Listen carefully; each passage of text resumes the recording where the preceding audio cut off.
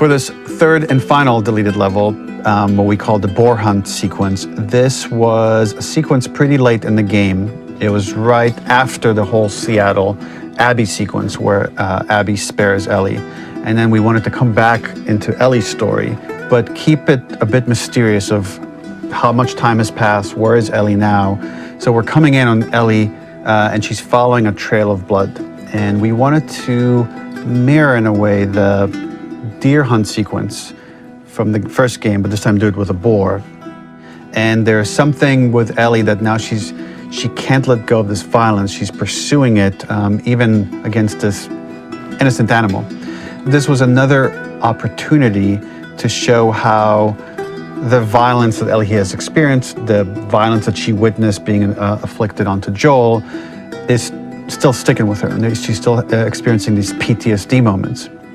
This was a sequence that was pretty far along and was cut pretty late in production. Parts of it are still really rough, but the gameplay, the building blocks were all there. I think you'll have fun to see, like, again, a rough, unfinished sequence that you can play. You can see all the way to the end, and including a cinematic that we end up cutting.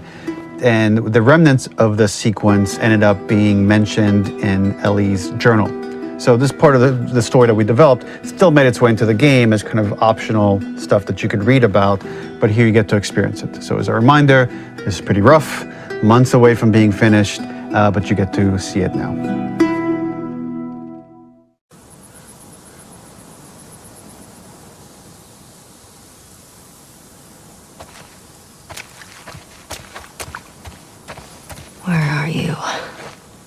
So the boar hunt was one of the hardest levels for me to work on. It was a huge challenge with the systems that we had, and we kept trying, but it never felt quite right. Originally, the level happened after the Jackson Festival, which also got cut, but before Farm. Once the festival got cut, it became the prologue to Farm. The intended experience is that we jump forward in time after the fight with Abby in the theater. We don't know where Dina is. We likely assume she's dead because she was just bleeding out. Ellie is alone, her hair is short, so maybe this is the future or the present. And she's hunting. Hunting who? Abby still? In early iterations of the fight, it was more arena-like. The player slowly whittles down the boar's health. Ellie gets more visceral and more vicious. We get a little worried about her. As the boar gets weaker, more panicked, more feral, and we start feeling sympathetic to the boar was the hope. In all of these iterations, especially of these wider areas, it required custom AI and scripting to make sure it continued to feel organic as an animal, but we really needed it to do specific stuff. It needed to be able to close distances really, really quickly. It needed to charge to attack, but we wanted the feeling of hunting, so we needed to track it down from afar. And we also needed to discourage the player from attacking the boar when it's that close, or it would kind of turn into this melee kerfuffle. How do we do this in our world while keeping the boar believable? We must have gone through 5 or 6 iterations of the boar fight and all, and every single time it changed pretty drastically. We split it into clear phases, where one was like all long range. We tried another where you're getting close and you get to jump on it quite literally. You're jumping off of a rock to attack it. And then finally, we tried a bunch where you almost sort of go around a bunch of trailers and try and wrestle it. We uncovered after some time that taking down a boar over several phases felt very laborious and a little dramatic. It was comically long, it felt too boss-like, a little too gamey. We decided to cut the first few phases, and we opted for a cold open after the boar had already been hurt off-screen. So that allowed us to focus on feeling like we're closing in on prey and to introduce the boar when it was at its most dangerous. Already hurt, already feral, much too close for comfort. And so the thinking was it would bring us more into Ellie's mindset. Is this really hunting for food, or is she hunting for some other reason?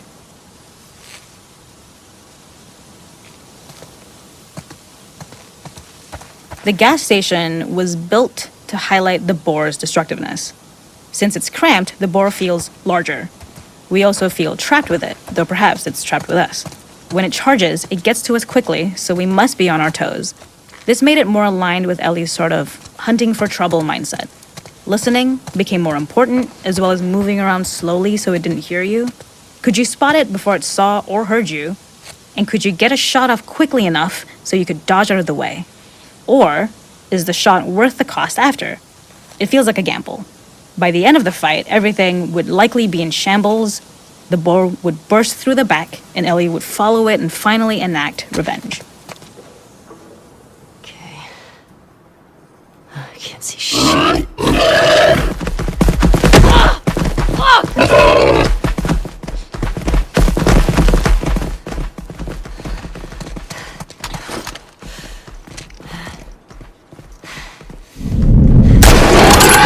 Got you.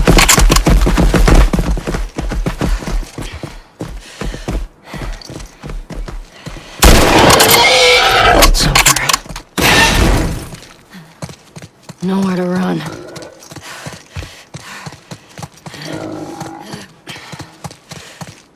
The boar kill was supposed to be anything but glorious. With the boar whimpering at the back of the gas station after Ellie's relentless hunt. After this, hearing the drone that we kind of come to associate with Ellie's trauma, we would hard cut to the stream where she's washing her hands and holding rabbits that she hunted, about to return to Dina. And there would be no mention of the boar.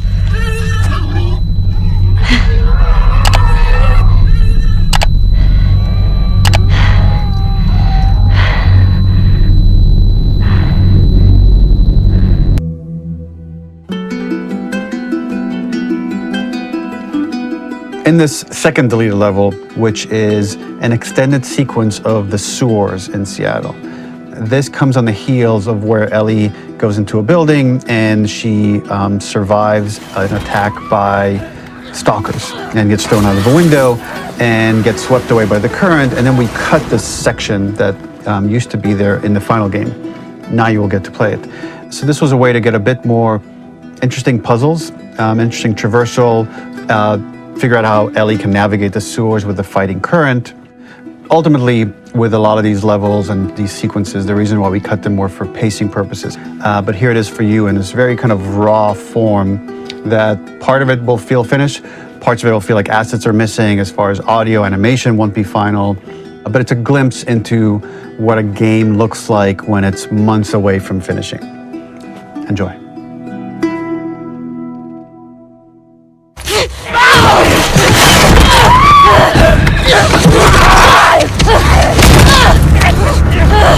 Get off of me!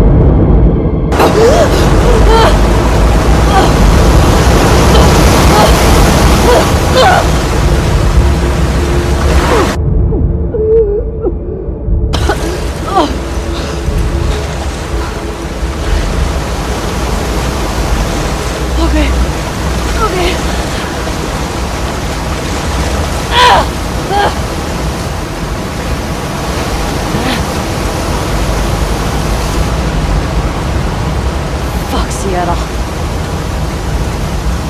Okay. Where the hell am I? The ladder acts as an immediate goal for the player, but being able to climb out is not going to be so easy. To keep levels interesting and engaging, we alternate between positive and negative values the player experiences. Here, it's a positive to have found a ladder, but then a negative to discover it's not the solution. But then another positive to identify the next short-term goal of the doorway. Okay. By alternating between these opposing values, we give players what they expect, but not how they expect it.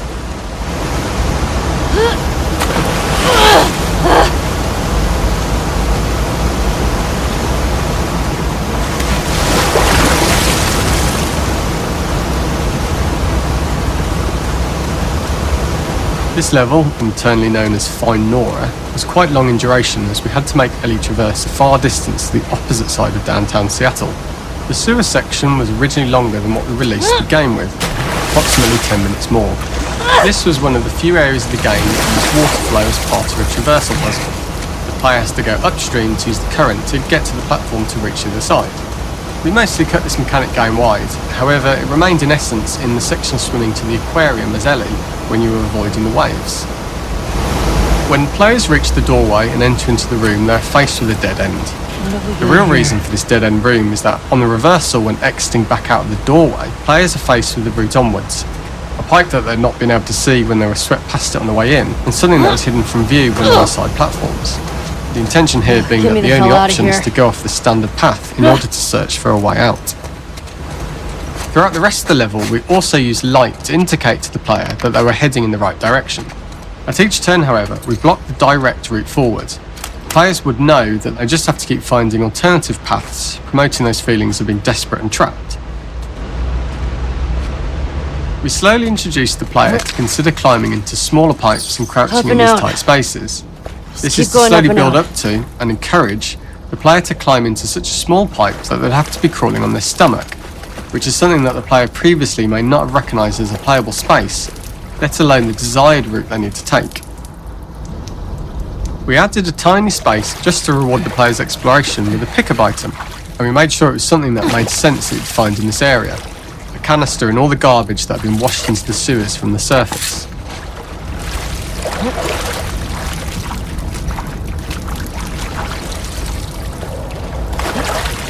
We loved the idea of making Ellie prone through a tiny dirty pipe in order to get out, as it was a great opportunity to use our prone mechanic. The unique camera setup was created to support crawling in these pipes, as the standard prone camera is much higher above the player.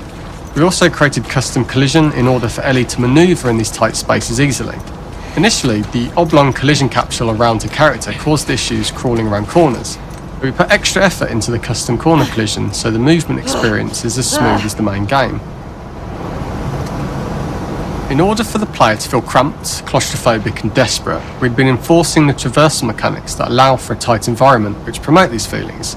We introduced the use of the squeeze through so that we can keep the player feeling enclosed and tight, but without repeating the same geometry.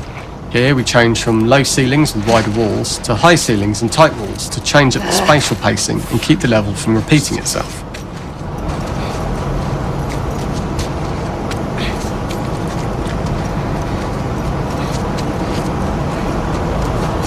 Shit, place to die.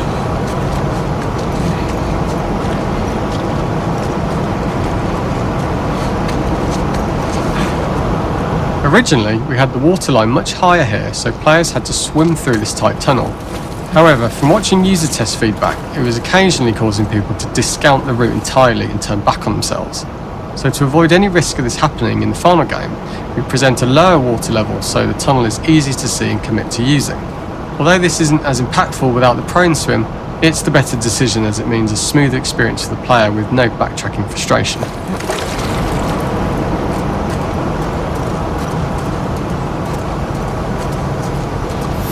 Come on. We draw the player towards this pipe as it's seemingly the route out of the tight space. Fairly soon it is obvious that this path is blocked. If the player goes all the way up to the bars that block the path, they are rewarded with a pickup, so this journey doesn't feel wasted. It was important to encourage the player to try to progress along this path so that they would subtly be thinking of progress in this direction. We hint to the player that there is a bigger, new space beyond this pipe by showing the player the waterfall. This helps players consider the other route that they don't know how far the tunnel is or whether they'd make it. As we surface from the water and over the crest of the slope, we reveal what is further in this tunnel. A clicker that has sprouted and fungus has grown on the sides of the pipe. It was great to see people who user tested this area becoming increasingly worried as we forced the player to squeeze past the fungus and inches away from the clicker's face, all the time not being sure whether the clicker might be alive or attack them. Although we aren't as cruel as to force a clicker attack in such close proximity, we do have a payoff for this moment. This clicker momentarily turned into Joel to show Ellie's PTSD from what happened to Joel at the start of the game. Ultimately, we decided to save this moment for the farm level, as it was more impactful there because it could become the centrepiece of that experience. Whereas in the sewers, we weren't able to make it as much of a narrative point and give it the breathing room and reaction time that it deserves, given the tight space.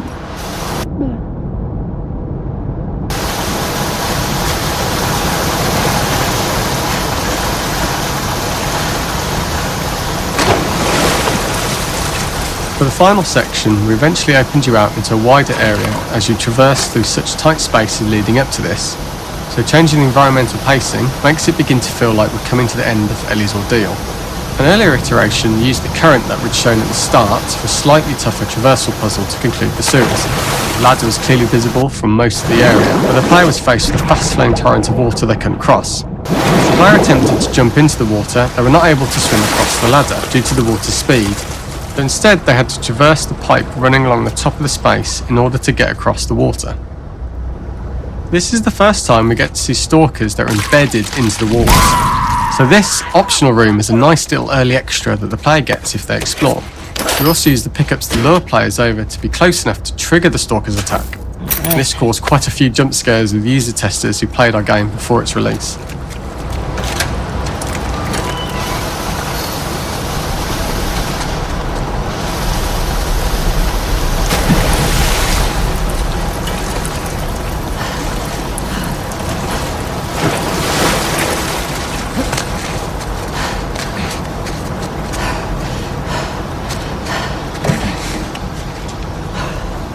Using this pipe was retained in the iteration we shipped with, as it's the last of the extreme methods Ellie has to undergo in order to escape the sewers, and what she will go through in her pursuit of revenge.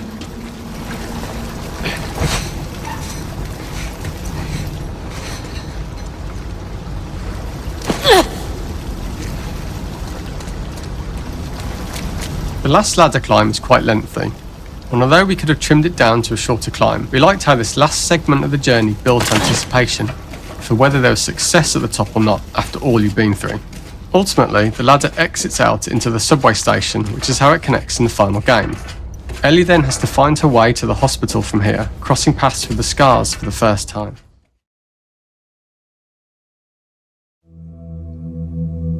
You're about to play an unfinished level from The Last of Us Part 2.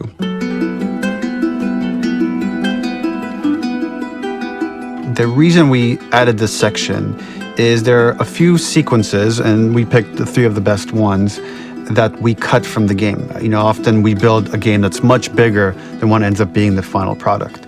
They were months away from being finished, but we wanted to give you an insight of what it's like when we built the game, because often we have this whole thing constructed and it doesn't have final art or audio or dialogue.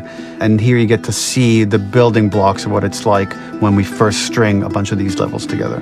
This is the intro to the first deleted level, and this one is the roughest of the 3. We wanted to show more of how Jackson operates. So this is the festival where Ellie ultimately kisses Dina. This sequence would have come very late in the game as a flashback sequence while you're in the farm with Dina. And we wanted to show what is the rest of Jackson doing, and wanted to put on the stick, make it interactive. So you could see when you're outside, there are all these almost like carnival games that you can play. You could mix drinks, you could play with these kids that are playing a sort of clicker Marco Polo, sit down and listen to conversations. And all the different interactions were first or second pass, very, very early passes. The building blocks are there, but nothing is final. And ultimately, while we were very excited by this sequence, it's pretty fun and lighthearted. It just slowed things too much as we're barreling towards the end of the story at this point. So again, reminder, rough, missing audio, missing animation, missing gameplay tweaks, missing dialogue, but pretty representative of what it would have been. So enjoy.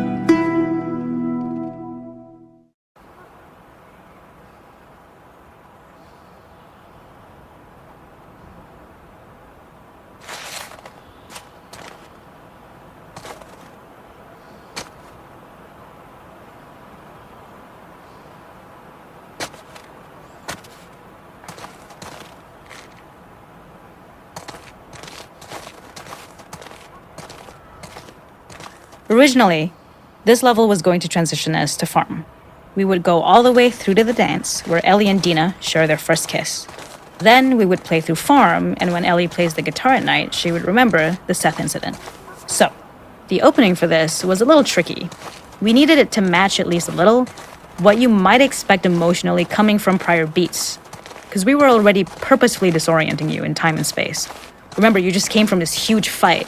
To jump straight into it would have been a little too jarring.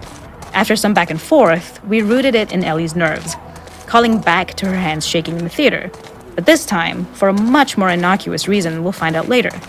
She's nervous because she has a crush on Dina, who is the only reason why she's here at the dance.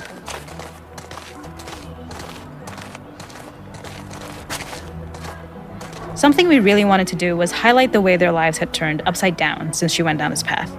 We had this idea of recontextualizing all of our usual gameplay mechanics that were designed for really violent ends. The workbench, door bashes, throwable weapons, and even the infected, which is my personal favorite. Peppered throughout the level are moments of levity or shared history, all the while seeing how happy and mundane they all were before her huge revenge odyssey. It is not a festival without one of these throwing games. This one, of course, uses our throwable system where you're often chucking explosive things or stunning things, but for a more wholesome purpose, although some people take this game really seriously. A fun aspect of this is if you did well, you could win a toy here. Ellie would place it in her pocket. If you had done this, you'd find the toy with JJ, the baby, later back at the farm. When we cut this, the toy made it through anyway because it was so cute. It is the same one you see on the tractor at the farm. Ollie the elephant. This is one of my favorite sections because I think that it achieves both the slice of life aspect of Jackson while also being a stark reminder of how dark the world that they live in really is. To attract attention and curiosity, one of the kids was supposed to make this adorable, messed up little clicker impression and the others would giggle. We tried a version where if you got close enough, the kid might try and follow you a little before turning back. Since clickers are blind and move by echolocation, for this game of messed up tag, Ellie must close her eyes and listen for when the children give themselves away. The thought was that these kids are in relative safety. They still grow up with the dangers of clickers and runners, and all those lessons would embed themselves in the games that they play. When the festival got cut, they tried to preserve this moment and move it to the front of the game where the snowball fight is, as a tutorial. However, being in the headspace of a clicker doesn't really teach you how to deal with them. Eventually, it evolved, and they instead made the snowball fight, which was, I think, way more effective. For me, it's character illuminating that not only does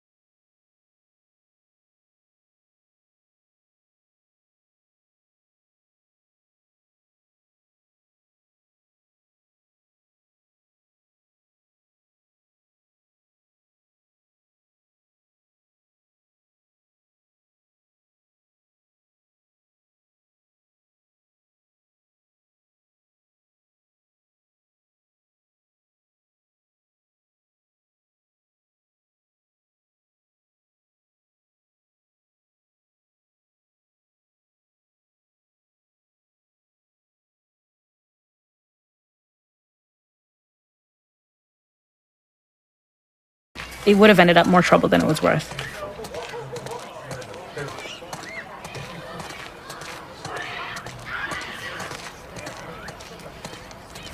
There's a hidden spot at the back that was just a bit of fun. It was highlighting Jackson's normalcy with something we would find in a real world. In the back, you would find teenagers finding some alone time with each other in a dark corner of a party. It was rewarding the player for peeking into a hidden corner, but ultimately redirecting them back to the festival. We also had versions of them smoking weed here, despite Maria's consternation, probably having gotten it from Eugene.